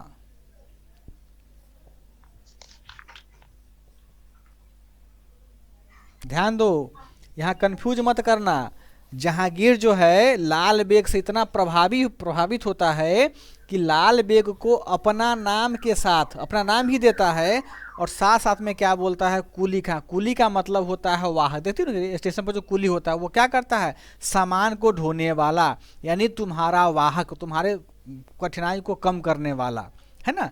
तो इसीलिए उसको बोलते हैं कुली खां। यानी जहांगीर के कठिनाई को किसने दूर कर दिया शर्मा जी, इसने लाल बेग बाज बहादुर ने। तो पूछा जाता है कि जहांगीर कुली खां निम्नलिखित में से किसका नाम है। आपके पास ऑप्शन दिया रहेगा, उत्तर तो आपको पता ही है, उस हिसाब से क्या कीजिएगा, अपना उत्तर को मान लीजिएगा। ठीक, आगे चले। अब देखो, तो जहांगीर कुली खां साहब जब बिहार का सूबेदार तो बन ही रहते हैं, तो कुछ समय के बाद में क्या होता है कि इनका भी देखो, अब तो हमेशा ट्रांसफ़र तो करते रहेंगे ना, इसी को तो नहीं बना के रखेंगे। तो इसी के बाद में क्या होता है, 1607 ईस्वी में क्या करते हैं, जहांगीर कुली खां अर्थात लाल बेग या बाज बहादुर के बाद में इस्लाम खां, क्या नाम होता है इनका, इस्लाम खां को क्या बनाया जाता है, बिहार का सूबेदार बनाया जाता है। चूँकि देखो वो तो पैसा वाला पद है ना जी भाई, पूरा कलेक्शन करना है, तो राजा भी तो किसी पर विश्वास नहीं कर सकता है आंख बंद करके, है ना। तो क्या करता है, जहांगीर कुली खां या लाल बेग के कुछ समय बाद में इसको हटा देते हैं, कौन, जहांगीर साहब, और इस्लाम खां को क्या बनाते हैं, वहाँ का बिहार का सूबेदार बनाते हैं। ठीक, तो इस्लाम का सूबेदार क्या नाम है, हाँ, इस्लाम खां को सूबेदार बनाते हैं। अच्छा, एक चीज़ हमको ज़रा बताएं कि जब जहांगीर का शासन था या सलीम का शासन था, उस समय में भी एक यात्री हमारा ईरान का ही था, ईरान का ही एक यात्री था जो बिहार आया था। उसका क्या नाम था, नीता बताओ तो, कि जो इस अकबर के शासनकाल में आया था, अब्दुल लतीफ़ नाम था ना, नहीं बोल रही हो जी। तो जहांगीर के शासनकाल में भी एक ईरान का यात्री था जो बिहार आया था। ये बताए हैं कि नहीं बताए हैं, ये नहीं बताए हैं। इनका नाम होता है, अकबर का नाम बताया, हाँ, इनका नाम होता है मोहम्मद सादिक। लिख लेना, काफ़ी महत्वपूर्ण है ये, कि जहांगीर के शासनकाल में निम्नलिखित में से कौन सा ईरान का यात्री कहाँ आया था, बिहार, तो मोहम्मद सादिक। खैर चलो, इस्लाम खां को क्या बनाता, सूबेदार बनाता है। तो यह भी क्या होते हैं, कुछ समय तक सूबेदारी अपना करते हैं, और जहांगीर को अपना अच्छे क्या नाम है, जहांगीर साहब को ये देते रहते हैं, क्या नाम है, अपना पैसा देते रहते हैं समय से। फिर 1608 ईस्वी में क्या होता है, जहांगीर के द्वारा या सलीम के द्वारा किसी दूसरे व्यक्ति को क्या बनाया जाता है, सूबेदार बनाया जाता है। उस व्यक्ति का नाम होता है अब्दुर रहमान। हालांकि ये सब नाम उतना महत्वपूर्ण नहीं, सीरीज है, सीरीज लिखवा देते हैं, पढ़ लीजिए आप लोग। देखो, यह जो अब्दुल रहमान होते हैं, इनका वास्तव में नाम होता है अफजल खां, अफजल खां। ठीक, अब जरा बताओ, ये अब्दुल रहमान महत्वपूर्ण इसलिए होता है क्योंकि यह अब्दुल रहमान किसके पुत्र होते हैं, तो अब्दुल रहमान अबू फजल के पुत्र होते हैं। अबू फजल का नाम सुनने की होइएगा अपने इतिहास में, है ना। तो ये तो अब्दुल रहमान क्या होते हैं, अब्दुल रहमान अबू फजल के पुत्र होते हैं, जिनको 1608 ईस्वी में जहांगीर के द्वारा बिहार का सूबेदार नियुक्त किया जाता है। तो अब देखो, अब्दुल रहमान बन गया, तो अब्दुल रहमान की जब मृत्यु हो जाती है तो वह सूबेदार का पद क्या हो गया, खाली हो गया। लेकिन सूबेदार का पद खाली नहीं होने देता, इसको क्या करता है, एक और व्यक्ति होते हैं जो अकबर, ये क्या नाम है, जहांगीर के काफ़ी विश्वासी होते हैं, उनका नाम होता है जफर खां। और जफर खां को क्या करते हैं, फिर यह बिहार का सूबेदार बनाते हैं 1608 ईस्वी में, है ना। 1608 में ही क्या करते हैं, जफर खां को क्या बनाते हैं, फिर से बिहार का सूबेदार नियुक्त करते हैं। अब देखो, जफर खां पर एक जिम्मेदारी दी जाती है क्या, कि भाई देखो, हम तो यह राजमहल क्षेत्र को जीत लिए हुए हैं, लेकिन यहाँ पर एक हजारीबाग जिला है। यहाँ पर हजारीबाग उस समय, अब तो जिला हो गया ना, उस समय क्या था कि छोटा नागपुर का पठार का हजारीबाग क्षेत्र था। वहाँ पर क्या है, हीरे की खान होती थी, हीरे की क्या थी, खान थी, जिसको स्थानीय भाषा में बोला जाता था कोकरा। क्या बोला जाता है, कोकरा, खाने वाला कोकरा, खाता है ना कोकरा वाला, तो उस कोकरा को नहीं बोलेंगे, इसको बोलते थे कोकरा। ध्यान रखना, कि यह झारखंड का जो छोटा नागपुर क्षेत्र है वहाँ पर हीरे की खान थी, वहाँ हीरा मिलता था। कैसे जम्मू में सोना मिला अभी बिहार में, वैसे ही कोकराह क्षेत्र में क्या मिला था, हीरा मिलता था। तो जहांगीर को पता था ये बात कि भाई वहाँ भाई प्रकृति का संसाधन वहाँ पर है, वहाँ पर क्या होगा, हमको बहुत जवाहरात मिल रहा है। तो जफर खां को एक जिम्मेदारी दिया 1608 में कि जहांगीर ने कि जफर खान हमको यह कोखरा के क्षेत्र से क्या दो, हीरा निकाल करके दो, चूँकि वहाँ हीरा बहुत ज़्यादा मिलता है। तो जफर खां बोलते हैं ठीक है हजूर, हम आपको क्या करेंगे, हीरा निकाल करके देंगे। ठीक, तो अब क्या होता है कि जफर खां जब कोकराह जाता है युद्ध करने के लिए, सोचता है, इससे पहले ही क्या होता है, इसकी मृत्यु हो जाती है। सीरीज को समझो, जहांगीर क्या करता है, जफर खां को 1608 ईस्वी में सूबेदार बनाता है और इसको जिम्मेदारी क्या देता है कि जो कोकराह क्षेत्र है, कोकराह क्षेत्र है छोटा नागपुर पठार का, वहाँ हीरे की खान है, वहाँ से उसको हीरा निकाल करके किसको देना था, राजा को देना था। इसी बीच में क्या होती है, इसी बीच में जफर खां साहब, हाँ बताएं सर। कोकरा है कि खोखरा सर?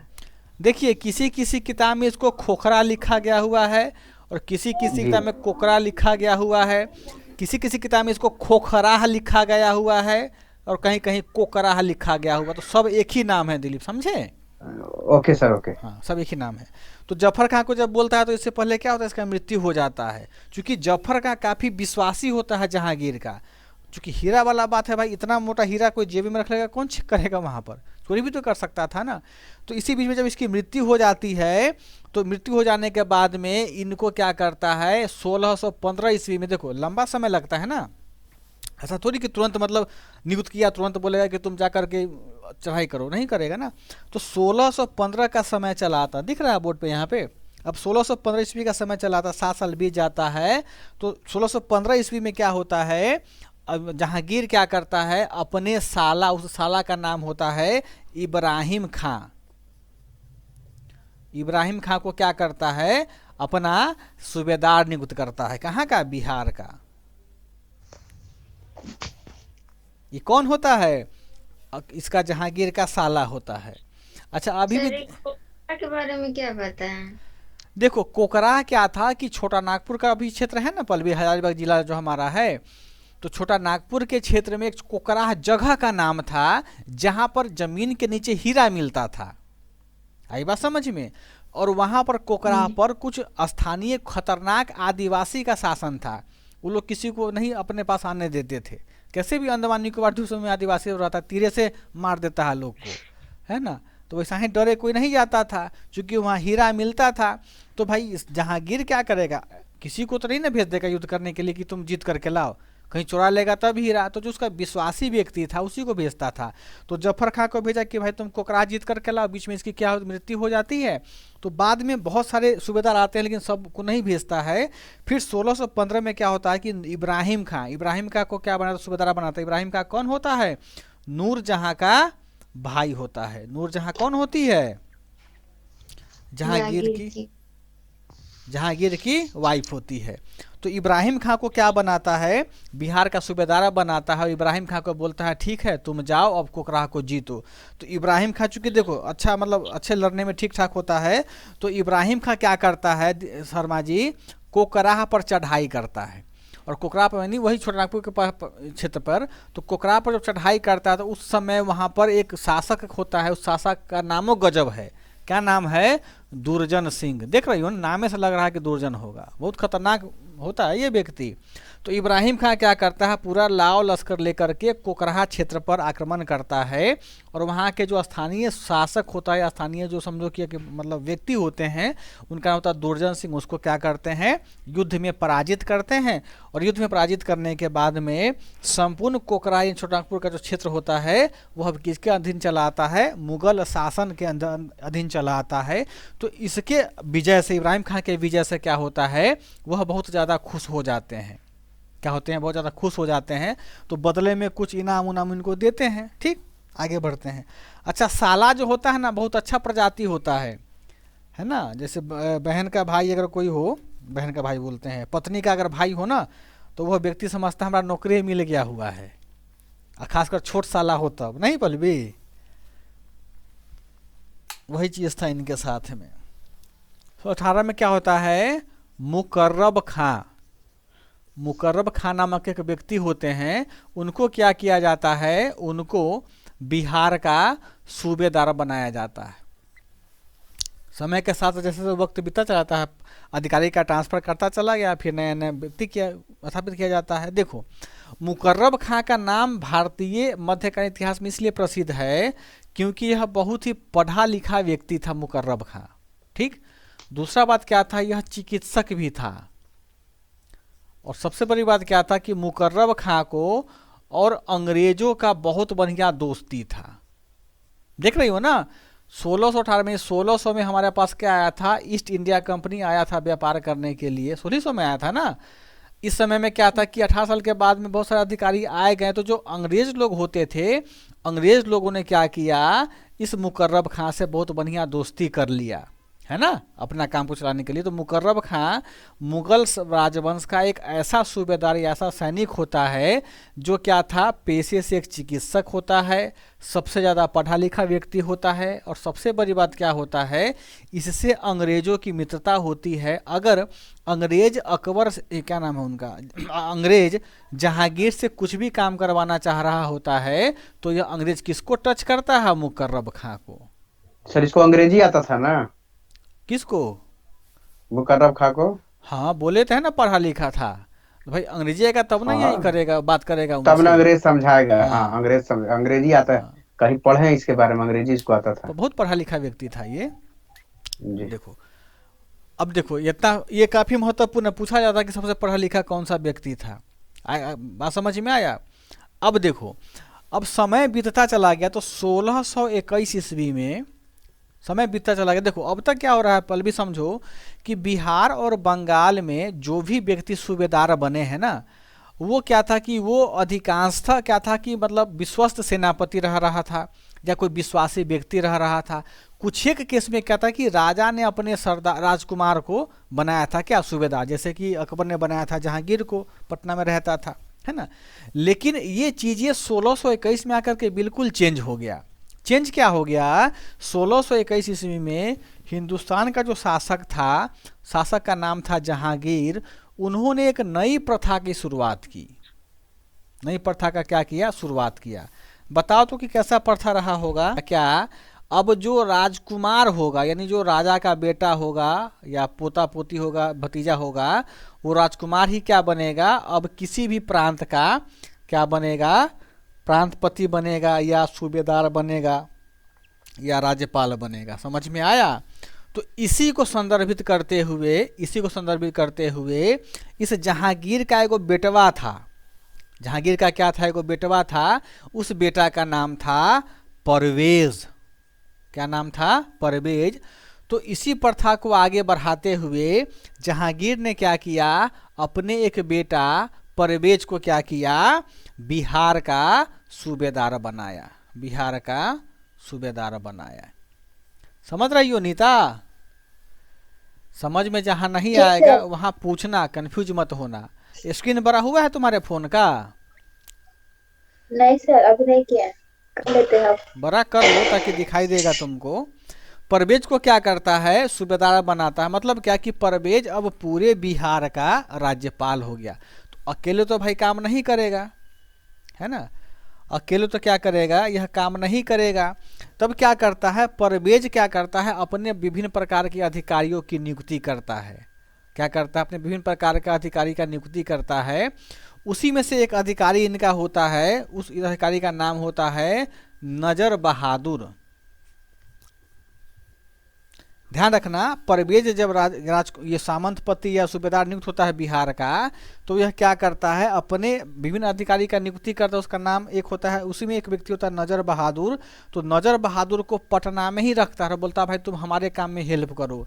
तो देखिएगा, कभी आप लोग पटना गए हुए होइएगा तो पटना में एक जगह है गाय घाट, NIT के साथ बगल में है, मेरे ख्याल से गंगा के बगल में बहती है, वो काफ़ी कंजेस्टेड इलाका है मेरे ख्याल से। तो वहीं गाय घाट में ही ना एक मंदिर है, मस्जिद, उसका नाम है पत्थर की मस्जिद, है ना। तो गाय घाट में जो, यानी पटना में जो पत्थर की मस्जिद है ना, वो इसी नजर बहादुर ने बनाया था। इसलिए बनाया था क्योंकि गाय घाट जो पूरा का पूरा इलाका था ना, जब इनका आधिपत्य हो गया तो बहुत सारे लोगों को मुस्लिम बनाया, धर्मांतरण करवाया। तो लोग नमाज कहाँ पढ़ेगा, है ना, नमाज कहाँ पढ़ेगा? तो वहीं पर स्थानीय लोगों को नमाज पढ़ने के लिए गाय घाट में, पटना गाय घाट में पत्थर की मस्जिद का निर्माण किया था। वो निर्माण करने वाला कौन था? नजर बहादुर। और करवाने वाला कौन था? जहाँ ये क्या नाम है, परवेज। लेकिन ये दोनों गलत बात है ना भाई, मिस्त्री ने बनाया होगा उसको। आगे चलें। हाँ जी। अब देखो, अब इसी समय में क्या होता है, जहांगीर का बच्चा, शादी ब्याह तो हो गया होता है, इनका भी बाल बच्चा होता है, जहांगीर का होता है ना। अब यहाँ ध्यान देना, इसी के समय, कुछ समय बाद में 1622 और 23 ईस्वी का समय चला आता है। 1622 और 23 ईस्वी चला आता है। अब क्या होता है, इनका एक और बेटा होता है, उनका नाम क्या होता है? खुर्रम। नाम सुने हैं ना, खुर्रम। तो खुर्रम क्या करता है, खिसिया जाता है कि भाई बताओ कि एक परवेज मेरा भाई है, उसको भाई वहाँ पर क्या दे दिया, पूरा का पूरा इलाका दे दिया, हमको कुछ पूछ में नहीं करता है। आई बात समझ में? तो खुर्रम क्या करता है, परवेज को पैर खींचता है कि नहीं, हम इसको बिहार में आगे बढ़ने ही नहीं देंगे। यानी खुर्रम क्या करता है, बार बार अपने पिता से बगावत करता है। खुर्रम क्या करता है, अपने पिता से बगावत करता है, अपने भाई से बगावत करता है, लेकिन मतलब क्या, विद्रोह करता है। लेकिन परवेज और जहांगीर दोनों पिता पुत्र मिलकर के इसके विद्रोह को क्या करता है, दबा देता है। बाद में यही खुर्रम क्या कहलाता है, शाहजहां।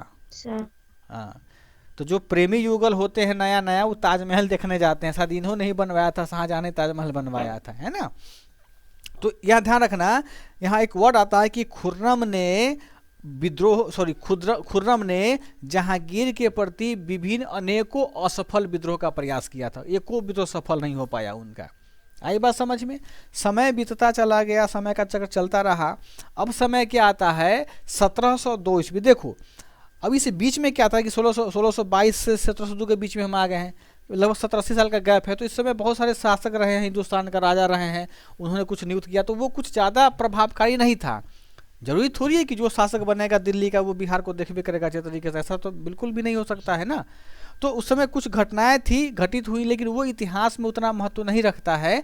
तो बीपीएससी क्या करता है, या फिर जो भी किताब है जहाँ भी हम भी पढ़े हैं, बस जो महत्वपूर्ण घटनाक्रम है उन्हीं को याद रखा हुआ है, उन्हीं को हम लोग भी पढ़ते हैं, आपको डिलीवर करते हैं, है ना। तो ये मत बोला कि सर 30 में क्या हुआ, 35 में क्या हो गया, है ना।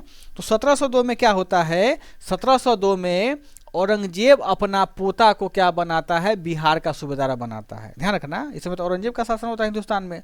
तो औरंगजेब क्या करता है, अपना पोता, अपना एक उनका पोता होता है, उस पोता को क्या बनाता है, बिहार का सूबेदार बनाता है।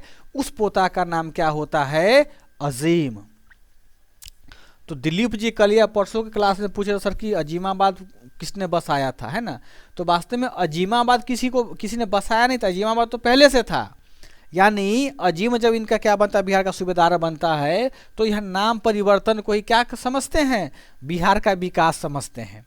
जैसे उत्तर प्रदेश के मुख्यमंत्री योगी साहब क्या बोलते हैं, नाम परिवर्तन को ही यूपी का विकास समझते हैं। वैसे ही अजीम में एक बीमारी थी अजीम साहब में कि वह नाम परिवर्तन करके देखा, सोचा कि हम विकास करेंगे। तो जो पहले से पटना नाम आ रहा था ना, तो इन्होंने, अजीम ने क्या किया, देखो सच्ची घटना क्या है, किताब कैसे विरूपित करता है घटना को समझो, कि अजीम ने क्या किया, अजीम ने पटना का नाम क्या किया, नीता, पटना का नाम कर दिया चेंज, और नाम क्या डाल दिया गया, अजीमाबाद। ठीक, अजीमाबाद कोई शहर नहीं बसाया था, कोई विलेज नहीं बसाया था, बल्कि वह पटना ही था। संपूर्ण पटना को अजीम ने क्या कहा, अजीमाबाद कह दिया। तो किताब वाला सब क्या करता है, छापने वाला सब तेज बनने के चक्कर में कुछ नया वर्ड डाल देता है ना, कि अजीमाबाद शहर को किसने बसाया, तो अजीम इसका नाम लेते हैं। तो चीज़ को समझो, पटना में शायद अजीमाबाद कोई जगह है, गया रोड के आसपास में कहीं जाते हैं वहाँ पर है। तो उस समय अजीम था, उसी जगह से अनाउंस किया कि आज के बाद से यह संपूर्ण क्षेत्र अजीमाबाद कहलाएगा। तो लोग क्या मान लिए कि उसी को बोला कि अजीमाबाद शहर इसने बसाया था, किसने, अजीम ने, जबकि ऐसा कोई बात नहीं है, इन्होंने नाम को परिवर्तन किया था। इस चीज़ को समझ लेना अच्छे तरीके से। ठीक, अब इसी अजीम का आगे चलें, बढ़ें आगे। अब देखो यही जो अजीम साहब थे, इन्होंने बेचारा शादी ब्याह किया, अपना जीवन जिया अच्छे तरीके से। इन्हीं का एक पुत्र हुआ, उस पुत्र का नाम क्या हुआ, इन्हीं का देखो अजीम का एक पुत्र हुआ, उस पुत्र का नाम क्या हुआ नीता, फर्रुखसियर, है ना। यानी फर्रुखसियर मुगल सल्तनत का या मुगल एरा का ऐसा व्यक्ति था जिसका जन्म कहाँ हुआ था, पटना में हुआ था। सही लिखे हैं कि गलती लिखे हैं? अरे आवाज हमारी नहीं जा रही आप लोगों तक? आ रही सर। आ रही, समझ भी रही हो ना? जी सर। तो हूँ नहीं कर रही हो, कहानी सुनाते तो हूँ बोलता है ना, तो लगता है कि बच्चा सब जगा हुआ है। सर इसका जन्म पटना में हुआ था कि इसका राज्याभिषेक पटना में हुआ था?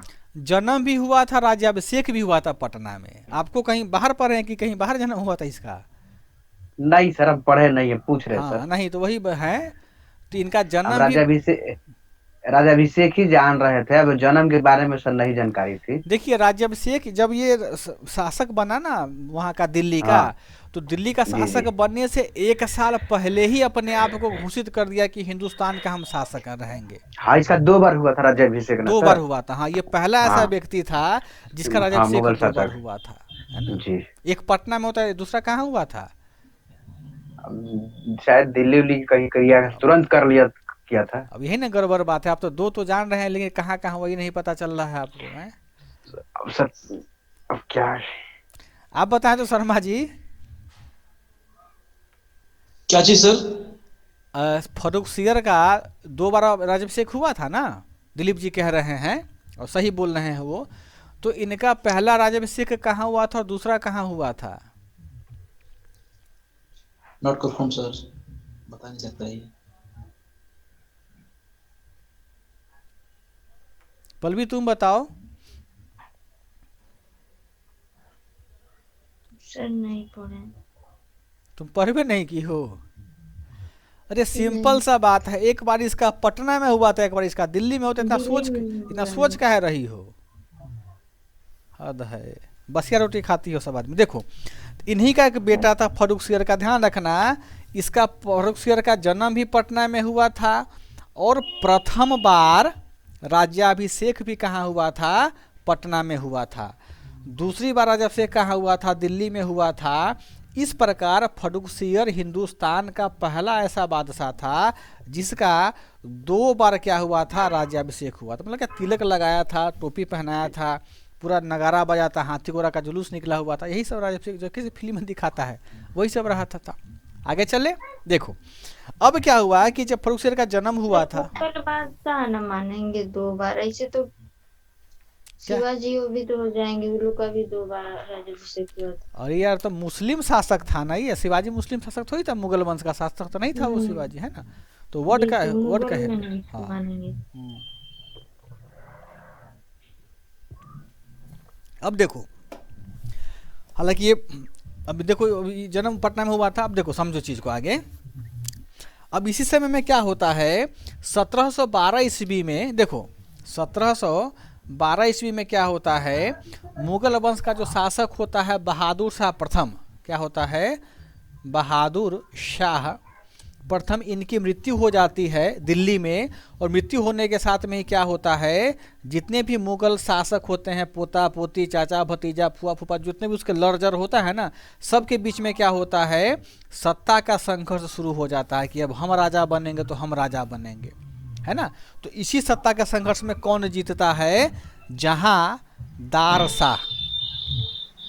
यानी जहांदार शाह क्या होता है, बहादुर शाह की मृत्यु, प्रथम मृत्यु के बाद में यह हिंदुस्तान का क्या बनता है, शासक बनता है।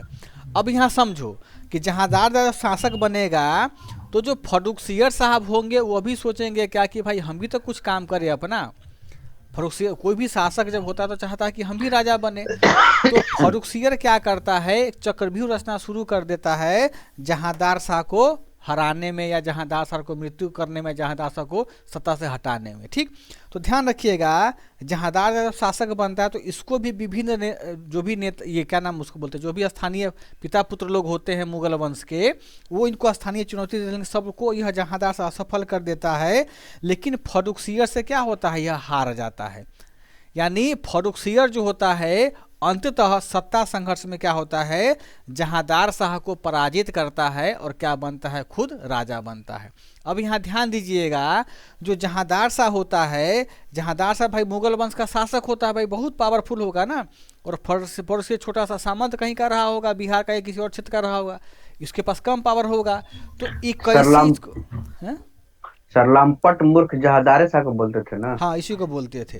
तो इसको घृणित कायर ना, किसको, फर्रुखसियर को। हाँ, तो फर्रुखसियर को क्या किया, फर्रुखसियर के पास इतना पावर नहीं था, इतना ताकत नहीं था कि जहांदार शाह से आंख में आंख मिला ले, पावर से पावर क्या करते, सामने सामने रह करके बात कर पाए, नजरें झुका करके बात करता था। यानी इनका व्यक्तित्व ऐसा था, यानी यह दूसरे से काम करवाते थे तो खुद नहीं जाते थे। तो इनको इसी एक्टिविटी के कारण भारत के इतिहासकारों ने और खास करके ईरान के इतिहासकारों ने इनको एक तगमा दिया। उनको तगमा का नाम बोलते हैं घृणित कायर, यानी एक ऐसा कायर जिससे घृणा भी घृणा करने लगे, एक ऐसा कायर जिससे कि घृणा, बहुत डरपोक व्यक्ति था। तो ये राजा कैसे बनेगा, तो ध्यान रखिएगा, इसको मदद किया था सैयद बंधु, इसको मदद किया था सैयद बंधु। आपको पता है मॉडर्न इंडिया में कि इतिहास पढ़ने के बाद में कि सैयद बंधु को क्या बोलते हैं, मध्यकालीन भारतीय इतिहास में राजा बनाने वाला बोला जाता है, यानी किंग मेकर बोला जाता है। उस सैयद बंधु में दो व्यक्ति थे, उनका पहला दो भाई था, हुसैन अली और अब्दुल्ला। ध्यान रखिएगा, जो सैयद बंधु थे उसमें दो भाई थे, दोनों भाई थे, उनका नाम था, क्या नाम था, एक अब्दुल्ला नाम था और दूसरा का, एक दूसरा क्या नाम बताए हैं, अब्दुल्ला और हुसैन अली।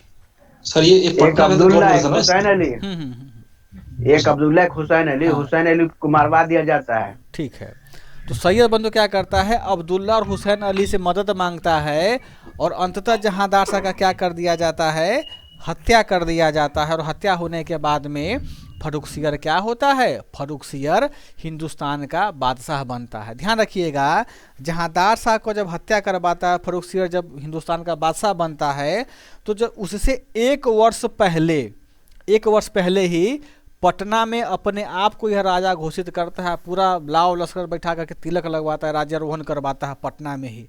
और दूसरा बार जब जहांदार शाह का हत्या करवाता है तब दूसरा बार कहाँ तिलक लगवाता है, क्या नाम है उनका, दिल्ली में जाकर तिलक लगवाता है। अब इस चीज़ को समझो यहाँ तक कि जो फर्रुखसियर था 1713 से लेकर के 19 में सब खत्म हो गया, 13 से 19 तक, यानी यह 6 वर्ष तक ही क्या किया, हिंदुस्तान में शासन किया। लेकिन इनका जो शासन था ना, ये देखो इसको घृणित कार्य बोलते हैं ना, यानी इसके पास इतना पावर नहीं था ना कि पूरे के पूरे एडमिनिस्ट्रेशन को संभाल पाए।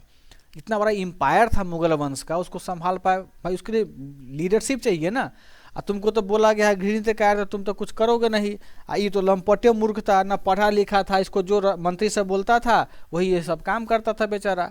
तो यानी ये समझो कि अकबर औरंगजेब के बाद में भारत में ऐसा कोई भी शहंशाह नहीं बन पाया जो हिंदुस्तान को इकट्ठा कर पाए। तो फर्रुखसियर को बनने के बाद में बिहार पर भी इसका हाथ छूटता चला गया, यानी बिहार इससे क्या हो गया, धीरे धीरे छूटता चला गया। यानी बिहार पर अब धीरे धीरे बंगाल का जो सामंतपति था, बंगाल का जो व्यापारी वर्ग था, या बंगाल का जो क्रांतिकारी तो नहीं बोलेंगे, बंगाल का जो ये नहीं उसको बोलते हैं विद्रोही व्यक्ति था, ये नवाब था। तो बंगाल के कुछ नवाबों का आधिपत्य कहाँ होता चला गया, बिहार पर होता चला गया। तो पूर्वी बिहार में जैसे कि देखो अभी वर्तमान में किशनगंज, अररिया, पूर्णिया, यहाँ जाओ तो कटिहार, भागलपुर सबके इलाके, पूर्वी बिहार में, पूर्वी बिहार का समूचा इलाका बंगाल के नवाबों के अधीन चला आया।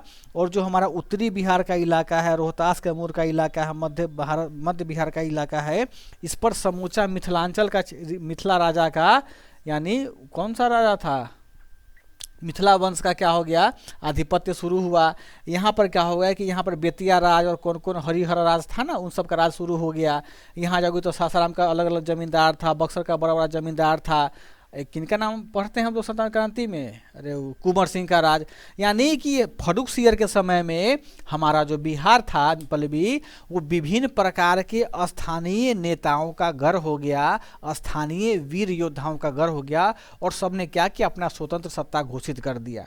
तो इसी के फर्रुखसियर के खात्मे के साथ ही क्या होता है, हमारे बिहार का आधुनिक इतिहास समाप्त होता है। और उसके बाद में क्या होता है कि जब अंग्रेजी हमारे यहाँ आते हैं, देखिए 1719 के 20 के आसपास में ना अंग्रेज का आधिपत्य हमारे यहाँ लगभग बढ़ता चला जाता है।